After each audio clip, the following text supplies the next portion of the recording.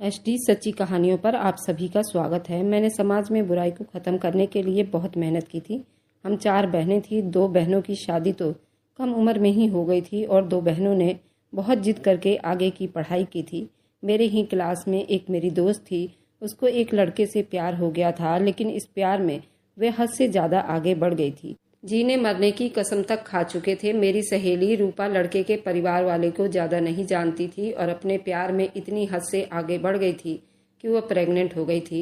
लेकिन जब उसने ये बात अपने आसी को बताया तो वह बहुत घबरा गया और रूपा से कहने लगा कि इस बच्चे को गिरवा दो। लेकिन रूपा उसके खिलाफ जा रही थी। उसने कहा कि मैं तुमसे शादी करना चाहती हूँ, लेकिन अब रूपा के आशिक को उससे शादी नहीं करनी थी और उससे मिलना जुलना भी छोड़ दिया और उसने अपना घर का सही एड्रेस भी नहीं बताया था। और यहाँ पर रूपा बहुत परेशान हो गई। उसने अपने माँ बाप से भी इस बारे में नहीं बताया था। सिर्फ ये बात मैं जानती थी, लेकिन मैं उसके लिए कुछ न कर पाई। लेकिन एक दिन उसने आत्महत्या कर ली। उसके माँ बाप ने भी उसके हक में कुछ न किया, क्योंकि सिर्फ इस केस में बदनामी ही होती है। इसलिए उसके माँ बाप चुप रह गए और मेरी सहेली रूपा हमेशा के लिए इस दुनिया से चली गई। ऐसे हजारों केस होंगे जो घर के 4 दीवारी में ही दबे रह गए होंगे। मैंने उस दिन ठान लिया कि मैं अब ऐसे जुल्म को जरूर ख़त्म करूंगी। उसके लिए मैंने अपनी जी जान से पढ़ाई की और पुलिस में भर्ती हो गई। एक औरत वाकई बहुत कमज़ोर हो जाती है जब उसके खुद के घर वाले और समाज उसका सपोर्ट नहीं करती। इसी तरह आज का केस भी मेरे लिए बहुत रहस्यमय था। अब सुनिए पूरी कहानी। आज का दिन कुछ खास नहीं था। मैं अपने थाने में थी। मैं पुलिस में नौकरी करती थी। मैं एक लेडीज कांस्टेबल थी। मुझे कॉल पर किसी औरत की डरी हुई आवाज़ आई तो उसने कहा कि आप जल्दी से शहर के सबसे बड़े हॉस्टल में पहुंच जाएं। सबसे बड़ा हॉस्टल एक ही था और ये लड़कियों का हॉस्टल था। उसकी आवाज़ सुनकर मालूम हो गया था कि कोई बहुत बड़ी समस्या है, इसलिए मैंने ज़्यादा सवाल नहीं किया। पर जब वहाँ पहुँच कर देखा, सिर्फ मुझे ही नहीं बल्कि और भी बहुत से लोगों को बुलाया गया था। एक लेडीज डॉक्टर की पूरी टीम खड़ी थी, वह भी अंदर जा रही थी। अभी हम लोग बाहर थे, हमें अंदर नहीं जाने दिया जा रहा था। मैंने कहा क्या समस्या है, तो मुझे ऐसी बात बताई गई। मैं हैरान रह गई। उन्होंने कहा कि यहाँ के हॉस्टल में 100 से भी ज़्यादा लड़कियाँ प्रेग्नेंट हो गई हैं जो इस हॉस्टल में पढ़ने के लिए आई थी। मैंने कहा ये छोटी खबर तो नहीं है। आप सब लोग इतने छोटे नोटिस का इतना बड़ा रहस्य कैसे सुलझा पाओगे? तो मुझे एक दूसरी लेडी कांस्टेबल ने बताया, जिसका थाना उसी इलाके में पड़ता था और मेरा उनके इलाके से दूर था, लेकिन फिर भी हमें बुलाया गया था। उसने कहा था कि ये छोटी खबर नहीं है। जब उसने मुझे ये बात बताई तो मैं और ज़्यादा हैरान हो गई। मैंने कहा ये कैसे हो सकता है? उसने कहा कि यही हुआ है और तुम ये जानकर और हैरान हो जाओगी कि इन सब लड़कियों के बच्चे का बाप कौन है। मैंने कहा कौन है? जब उसने मुझे ये बात बताई तो मेरे कदमों तले से ज़मीन निकल गई। हम लोगों को अंदर नहीं जाने दे रहे थे। मैंने कहा अंदर जाने क्यों नहीं दे रहे हो? तब सब ने कहा कि लड़कियां डरी हुई हैं, पहले उनको समझाना पड़ेगा, हम उनकी मदद करने के लिए आए हैं। मुझे गुस्सा आ गया। मैंने कहा ये सब करते हुए उन्हें भगवान का डर नहीं हुआ? हॉस्टल की लड़कियां होकर ये सब कुछ कर रही हैं, अब किससे डर रही हैं? तो मेरी साथी लेडी कांस्टेबल ने कहा ऐसा मत कहिए, अभी हमें नहीं पता कि समस्या क्या है। हो सकता है उनके साथ कुछ गलत हुआ है। मैंने कहा कि 100 लड़कियों के साथ कैसे कुछ गलत हो सकता है? ये शहर का सबसे बड़ा हॉस्टल है, शहर के बीचों बीच में है, किसी को कानों कान खबर नहीं हुई? उसने कहा कि ऐसी जगह तो पाप के लिए ज़्यादा ठीक समझे जाते हैं, जिनके ऊपर किसी की नज़र या शक भी नहीं हो सकता। यहाँ कोई कुछ थोड़ी कर सकता है। बात तो उसकी बिल्कुल ठीक थी। अब हम लोगों को अंदर जाने की परमिशन मिल गई थी। मैंने अंदर का माहौल देखा तो मैं हैरान रह गई। मैंने उस टाइम उन लड़कियों की तादाद पर ज़्यादा गौर नहीं किया, पर ऐसा ही लग रहा था जैसे 100 से ज़्यादा लड़की तो ज़रूर होंगी। सभी डरी हुई थी। सब ने शर्ट और ऊपर से कोट पहन रखी थी। मालूम हो रहा था जैसे वहाँ का ये ड्रेस कोड हो। सब लड़कियाँ बहुत खूबसूरत और शरीफ घर की लड़कियाँ लग रही थी। उसमें से कुछ लड़कियाँ रो रही थी और कुछ ने अपने पेट पर हाथ रखा हुआ था। मैंने फिर भी बबीता से कहा कि मुझे तो लगता है ये सब कुछ झूठ है। उसने कहा कि तुम्हें अभी भी झूठ लग रहा है? सामने देखो ये सब क्या है। हॉस्टल का जो मालिक था उसकी शक्ल देखकर ऐसा लग रहा था जैसे उसकी ही गलती हो, क्योंकि मैं एक पुलिस वाली थी, मुझे चेहरे पढ़ने आते थे। मैं समझ गई थी कि कोई ना कोई समस्या जरूर है। जब सब लोग कह रहे थे उसकी वजह से ये सब कुछ हुआ है, उसको पता है ये सब किसने किया है। वह काफ़ी डरा हुआ था। ये हॉस्टल किसी भगवान के नाम पर तो नहीं चलाया जाता था। यहाँ पर पढ़ने वाली लड़कियों से बहुत ज़्यादा पैसे लिए जाते थे। उनको यहीं पर रहना पड़ता था। लोग अपनी बेटियों को यहाँ इसलिए भेजते कि उनकी ग्रेजुएशन कंप्लीट हो और कुछ हुनर सीख लें। साथ साथ उन्हें हुनर वगैरह भी सिखाई जाती थी और घर गृहस्थी के काम भी सिखाए जाते थे। लड़कियां इस हॉस्टल से निकलती तो उनके ऊपर एक छाप आ जाती थी कि ये तो बहुत अच्छी और घरेलू लड़की होगी, क्योंकि उसने उस हॉस्टल में 2 साल बिताए थे। यहाँ सबसे छोटा कोर्स 2 साल का ही था। इसमें लड़कियों को खाना पकाना, कपड़े सीना सब कुछ सिखाया जाता था और कई हुनर सिखाए जाते थे। सारी लड़कियां ग्रेजुएशन कर रही थी। अब ये सारी लड़कियां जिस तरह बैठी थी, बड़ी डॉक्टर तो हमारे साथ एक ही आई थी, लेकिन यहाँ पर एक नहीं बल्कि बहुत सारी लेडी डॉक्टर की ज़रूरत थी ताकि ये चेक कर सके कि लड़कियाँ झूठ तो नहीं बोल रही। लेकिन उस डॉक्टर ने कहा कि मैं खुद ही चेक कर लूँगी। हमने कहा कि आपका काम बहुत लंबा हो जाएगा, तो उसने कहा कि नहीं, मैं कर लूँगी। जब मैंने उससे तीसरी बार कहा तो वह गुस्से से बोली कि मैं आपको कह रही हूँ ना कि मैं ये सब कुछ कर लूँगी, तो फिर आप क्यों बार बार सवाल जवाब कर रही हो। मैंने कहा मैं तो सिर्फ आपकी आसानी के लिए कह रही थी। उसने कहा कि आपको मेरे लिए सोचने की ज़रूरत नहीं है। मैंने बबीता की तरफ देखा तो उसने कहा कि जब वो कह रही है कि मैं अकेले काम कर लूँगी तो करने दो। मुझे ये डॉक्टर कुछ ज़्यादा ही जज्बाती लग रही थी। ऐसा मालूम होता था जैसे ये केस उसका पर्सनल मैटर हो। अगर कोई भी ऐसा इंसान होता जिसके दिल में इंसानियत के लिए थोड़ी सी भी रहम दिल होता है, तो वह इंसान अगर ऐसा केस देखे तो उसे सबसे पहले गुस्सा ही आएगा। 100 घरों की इज्जत को नीलाम कर दिया गया था। कोई छोटी बात तो नहीं थी। ये हमारी ज़िंदगी का सबसे बड़ा केस था जिसने हमें हैरान करके रख दिया था। लेकिन मैं एक बात पर बड़ी हैरान हुई थी। अभी तक यहाँ पर मीडिया वाले नहीं पहुँचे थे, लेकिन अच्छा था वह ना ही आते तो ठीक था, नहीं तो वह सबसे सवाल करते और ये समस्या बहुत नाजुक थी। डॉक्टर एक एक लड़की को चेकअप करती जा रही थी, उनको एक साइड में करती जा रही थी। हमें कहा गया था कि आप बैठ जाइए क्योंकि काम लंबा है। देखते देखते करीब सारी लड़कियां ही इस तरफ आ गई थीं और डॉक्टर ने कहा कि जिन लड़कियों को मैंने भेजा है ये सारी प्रेग्नेंट है। हमारे तो कानों से जैसे धुआं सा निकल गया था। उसके बाद डॉक्टर काफ़ी थकी हुई लग रही थी। मैंने कहा अब ये कैसे पता चलेगा ये सब किसने किया है। उसने कहा कि वैसे तो डीएनए टेस्ट का ऑप्शन हमारे पास है, लेकिन लड़कियों ने मुझे साथ साथ ये भी बता दिया है ये सब किसका किया धरा है। पर वे कह रही हैं उस आदमी को सज़ा नहीं हो पाएगी, आप लोग उसे सज़ा नहीं दिलवा पाओगे। मैंने कहा वह एक ही आदमी है। तो डॉक्टर ने जवाब में हाँ में सिर हिलाया तो मेरे कदमों तले से ज़मीन निकल गई कि एक आदमी ने ही 100 लड़कियों को प्रेग्नेंट कर दिया। मैंने कहा कि ये वह इस हॉस्टल का मालिक है क्या? तो डॉक्टर ने मुझे बताया कि नहीं, वह हॉस्टल का मालिक तो नहीं है, हॉस्टल के बूढ़े मालिक का जवान बेटा है और अब हमें उसे किसी तरह निकलवाना होगा, नहीं तो वह पहले ही अपने बेटे को कहीं भगा देगा। पुलिस वाले भी हमारी मदद के लिए आ गए, लेकिन फिर भी ये समस्या पुलिस के छानबीन से भी बाहर थी, क्योंकि पुलिस का काम सिर्फ मुजरिम को पकड़ना होता है, सज़ा देना नहीं।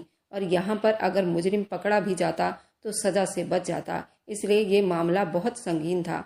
ये सब लड़कियां यहीं पर रहती थी। उनके घर वालों ने कई हजार रुपए भर रखे थे। यहाँ पर रहती थी। उनके कमरे सबके अलग अलग थे। एक कमरे में 4 लड़कियां होती थी। उन सभी प्रेग्नेंट लड़कियों को उनके कमरे में भेज दिया गया। कुछ की हालत काफ़ी बुरी थी और सारी लड़कियां ही दर्द से करा रही थी। मैंने कहा ये कैसी घटनाएं हैं, लड़कियों की दुर्दशा है। डॉक्टर ने कहा कि शायद उनके लिए ये सब कुछ आसान नहीं है, इसलिए उनको तकलीफ हो रही है। और ये तो लड़कियां हैं, उनको क्या पता कि ऐसे हालत में कैसा महसूस होता है। शायद थोड़ा डर भी गई हैं। मैंने कहा कि आप उनको कोई दवाई वगैरह दे दो और हम उसके बेटे को किसी तरह बुलवा लेते हैं। अब तो ये पता चल गया था कि सारी लड़कियां ही प्रेग्नेंट थी, लेकिन हमने किसी को नहीं बताया कि उनके बच्चों का बाप वे लड़का है, यानी कि उन सब लड़कियों के होने वाले बच्चों का बाप मुझे डॉक्टर ने बताया था। एक लड़की ने मुझे बताया कि वह दोपहर के टाइम आता है और अभी आने वाला ही होगा। आप लोग जाकर दरवाजे पर खड़े हो जाएं। जैसे ही वो आएगा आप लोग उसे पकड़ लीजिएगा, क्योंकि अगर पहले से ही ये बात बाहर निकल गई कि ये सब उसी ने किया है तो वो वहीं से भाग जाएगा। मैंने अपने साथियों को कह दिया कि अलर्ट रहें और जैसे ही मोहित नाम का लड़का हॉस्टल के अंदर दाखिल हुआ, उसने ना तो आव देखा ना तो ताव देखा और उस लड़के को पकड़ लिया। बाकी जानकारी पुलिस स्टेशन में जाकर देखी जाएगी। मुझे यहाँ पर काफ़ी देर हो गई थी। मुझे मुंह हाथ भी धोना था और बाथरूम भी जाना था। मैं गई तो एक लड़की वहाँ पर खड़ी थी, उसका नाम भी लिस्ट में था, यानी कि उन लड़कियों के लिस्ट में, और उसका चेकअप अभी हुआ था। मैंने जब उसे देखा तो वह साफ पता चल रहा था कि वो प्रेग्नेंट है। लेकिन जब मैं वापस बाहर आई और हाथ धोने लगी तो उस लड़की को देखकर हैरान रह गई। वह जैसे ही बाथरूम से निकली और मेरे साथ खड़े होकर हाथ धोने लगी तो मैंने उसके पेट की तरफ देखा और वह लड़की उस वक्त बिल्कुल भी प्रेग्नेंट नहीं लग रही थी। मुझे लगा ये मेरा वहम है, क्योंकि मैंने सुबह इतनी सारी प्रेग्नेंट लड़कियों को देखा था। शायद मेरा दिमाग घूम गया था। उस पूरे घटना की वजह से मैं भी काफ़ी डिस्टर्ब थी। लेकिन ये क्या, अभी थोड़ी देर पहले मैंने उसे देखा तो वो प्रेग्नेंट लग रही थी और अब नहीं लग रही थी। और वहाँ से जाने लगी तो मैंने कहा कि तुम्हारा नाम क्या है? उसने कहा कि पारुल। मैंने कहा कि तुम्हारा नाम भी लिस्ट में है ना? उसने कहा कि नहीं, मेरा नाम तो लिस्ट में नहीं है, आपको कोई गलतफहमी हुई है। मैंने कहा तुम प्रेग्नेंट तो नहीं हो? उसने कहा कि नहीं, भगवान की कृपा है, ऐसा कुछ नहीं है। वह थोड़ी घबराई हुई लग रही थी। मैंने कहा कि अच्छा, कहाँ जा रही हो तुम? तो वह कहने लगी कि मैं अपने कमरे में जा रही हूँ। वह तो वहाँ से चली गई, लेकिन मैं सीधा उस रजिस्टर की तरफ आ गई जहाँ पर उन लड़कियों के नाम लिखे गए थे। मैंने ऊपर से नीचे तक उस लिस्ट को देखने लगी जिसमें लड़कियों के नाम तो थे, क्योंकि अभी हमने उनसे बयान भी तो लेना था, इसलिए हमने नाम पहले से ही लिखे हुए थे। और ये देखकर मेरे कदमों तले से जमीन निकल गई कि उस रजिस्टर में पारुल नाम की कोई लड़की नहीं थी। फिर उसने झूठ क्यों बोला? उसका मतलब कि मुझे वहम नहीं हुआ था। मैं उसे ढूंढना चाहती थी, लेकिन वह हॉस्टल मेरी उम्मीद से भी ज्यादा बड़ा था और शायद मैं उसे ढूंढ ना पाती कि वह झूठ बोल रही थी। फिर उसको ढूंढ कर लाना मेरे लिए मुमकिन नहीं था, क्योंकि उसे भी पता था कि मैं उसे देख चुकी थी। लेकिन एक और समस्या निकल कर आ गया था। लेकिन ऐसा भी हो सकता था कि डॉक्टर से कोई गलती हो गई हो, पर डॉक्टर को इस तरह की घटनाओं में गलती या लापरवाही करना नामुमकिन था। क्या पता वह कोई और रूपाली नाम की लड़की हो, क्योंकि वहाँ पर लड़कियों के नाम इस तरह के थे। मेरे दिमाग में तो बहुत सारे सवाल आ रहे थे। उस आदमी का इंतजार करते करते हम लोग थक गए थे, क्योंकि अब उसके आने की बाद ही इस केस का ड्रॉप सीन होने वाला था। हमें बताया गया था कि वह 2 बजे तक आएगा, लेकिन अभी तक हॉस्टल में नहीं आया था। हम लोग इतने बड़े मामले को बड़ी मुश्किल से संभाल कर बैठे हुए थे। ऐसा महसूस कर रहे थे जैसे कोई समस्या ही नहीं, और छुपे भी हुए थे। कहीं पुलिस और डॉक्टर को देखकर वह आदमी वापस ना चला जाए। अभी काम बहुत लंबा था। हमें सारी लड़कियों का बयान लेना था और FIR भी दर्ज करना था। छोटा काम नहीं था। डॉक्टर यहीं पर मौजूद थी, वह जा नहीं रही थी। मैंने कहा, डॉक्टर साहब, आपका काम तो खत्म हो गया, अगर आप जाना चाहती है तो हम आपको भेज देते हैं। उसने कहा कि नहीं, मैं अभी नहीं जाना चाहती। मैं देखना चाहती हूँ कि ये जालिम कैसे पकड़ा जाता है। मैं उसके चेहरे पर डर देखना चाहती हूँ। मैंने कहा, डॉक्टर, आपको पूरा यकीन है ना? क्योंकि आपको पता है अगर हम लोग गलती पर हुए तो फिर हम उसका कुछ नहीं बिगाड़ पाएंगे। डॉक्टर ने कहा कि गलती पर नहीं होंगे और कभी वह हमारा कुछ नहीं बिगाड़ सकेगा, लेकिन हम उसका बहुत कुछ बिगाड़ लेंगे। आप फिक्र ना करें। मुझे ये सारी घटनाओं में डॉक्टर का रोल बहुत ज़्यादा गंभीर स्थिति में लग रही थी। फिलहाल ये किसी गलती पर तो नहीं थी, लेकिन कुछ न कुछ ऐसा जरूर था जो जानती थी और कोई भी नहीं जानता था और हमें बता नहीं रही थी। लड़कियों का बयान लेना भी शुरू कर दिया गया था। जब पता चला कि वो मोहित नाम का आदमी हॉस्टल के अंदर दाखिल हो गया है, अपनी गाड़ी से निकला ही था कि पुलिस ने उसे पकड़ लिया और एक कुर्सी पर बिठाकर उसके हाथ पांव बांध दिए गए। उन्होंने कहा कि तुमने बहुत बड़ा खेल खेला है, हमारे पास सबूत भी है और गवाह भी है, और अब तुम सीधा जेल में जाओगे। अभी तक मेरी किसी भी क्लाइंट ने मुझे धोखा नहीं दिया। उस आदमी ने जब देखा कि मुझे पकड़ लिया गया, मुझे लेकर जा रहे हैं, तो वह बुरी तरह से चिल्लाने लगा। पुलिस वालों ने उसको 2-4 थप्पड़ भी लगाए और कहा कि तेरी जुर्रत कैसी हुई ये सब कुछ करने की? तूने यहाँ पर हॉस्टल बना रखा है और हॉस्टल में इस तरह का काम करता है, अब तेरी खैर नहीं है। वह बार बार कह रहा था कि मैंने ऐसा कुछ नहीं किया, मैं बिल्कुल बेकसूर हूँ। उसके बाद वह लड़कियों के बयान लिए गए, क्योंकि उसका जुर्म इतना संगीन था। उसे 2 हफ्ते के रिमांड पर भेज दिया गया। सब पुलिस वाले आपस में डिस्कस कर रहे थे, उसे जल्दी नहीं छोड़ा जाएगा और उसकी पुलिस स्टेशन में अच्छी भली खातिरदारी होगी, क्योंकि उसने बहुत बड़ा पंगा ले लिया है और इसका बाप भी कुछ नहीं कर पाएगा, क्योंकि उसका बाप हर तरह के उल्टे काम करता था, स्मगलिंग भी करता था। फिर अपने काले धंधे को सफ़ेद करने के लिए उसने ये हॉस्टल बनाकर बैठा हुआ था। हम हैरान इस बात पर थे कि उसका हॉस्टल इतना नामी ग्रामी कैसे मशहूर हो गया था। लेकिन अब वह सारी लड़कियां हॉस्टल को छोड़कर चली गई थीं और बाकी लड़कियां भी सुना था कि हॉस्टल को बंद कर दिया गया है और लड़कियां अपने अपने घरों को जाने लग गए थे। मैं अभी तक हैरान थी। ये खबर किसी भी मीडिया तक नहीं पहुंची थी। हम लोगों को पता था, लेकिन हमने किसी को नहीं बताया था, क्योंकि हम लोग इस तरह की बात नहीं बताना चाहते थे। इसमें लड़कियों की इज्जत का सवाल था। अभी तक किसी लड़की के घर वालों का भी कोई ऐसा व्यवहार सामने नहीं आया था। लगता था सब लोग अपनी इज्जत के मारे चुप हो गए थे। लेकिन अभी 5 दिन ही बीता था, एक बहुत अजीब खबर सुनने को मिली। उसके बाद जो खबर हम तक पहुंची उससे भी ज़्यादा अजीब थी। जिसके बाद हमने जल्दी से उस लेडी डॉक्टर के पास गए थे। जब उसने मुझे देखा तो वह समझ गई थी कि मैं वहाँ पर क्यों आई हूँ, क्योंकि मैं वहाँ पर कोई दर्द की दवा लेने नहीं आई थी, बल्कि शायद उसकी ज़िंदगी का सबसे बड़ा सदमा देने के लिए आई थी। मैंने कहा कि आपने जो किया आपको पता है कि उसकी वजह से आपकी डॉक्टर की लाइसेंस भी ख़त्म कर दी जा सकती है। उसने कहा कि बेशक ख़त्म कर दीजिए, मुझे कोई परवाह नहीं है, लेकिन मेरा बदला पूरा हो गया है। मैंने कहा बदला? कैसा बदला? उसने कहा कि वे आदमी जो 100 लड़कियों का बच्चों का बाप नहीं था, लेकिन उसका कसूर उससे भी ज़्यादा बड़ा था। मैंने कहा क्या मतलब? तो डॉक्टर ने कहा कि मेरे माँ बाप इस दुनिया में नहीं थे और मैं पूरा दिन अस्पताल में बिजी रहती थी। मेरी एक जवान और खूबसूरत बहन थी जिसे पढ़ने का बहुत शौक था। उसका नाम मनोरमा था। मुझे उस हॉस्टल के बारे में पता चला, उसके नाम, उसके शोहरत के बारे में पता चला। मैंने कहा कि ये तो लड़कियों के लिए बहुत अच्छी जगह है। सोचा कि अपनी बहन को यहाँ छोड़ देती हूँ, मुझे उसकी सिक्योरिटी की टेंशन भी नहीं होगी। खाना पीना, अच्छा घर गृहस्थी, हुनर और अच्छी पढ़ाई कर लेगी। इसलिए मैंने उसका एडमिशन उस हॉस्टल में करवा दिया। और उसकी गलती ये थी कि वो बहुत ज़्यादा खूबसूरत थी। उस आदमी की नज़रों में वह आ गई और उस आदमी ने हॉस्टल के अंदर ही उसके साथ बहुत बुरा किया। मुझे ये बात 3 महीने के बाद पता चली। जब मुझे ये पता चला वह माँ बनने वाली है, मैंने उसको बहुत मारा।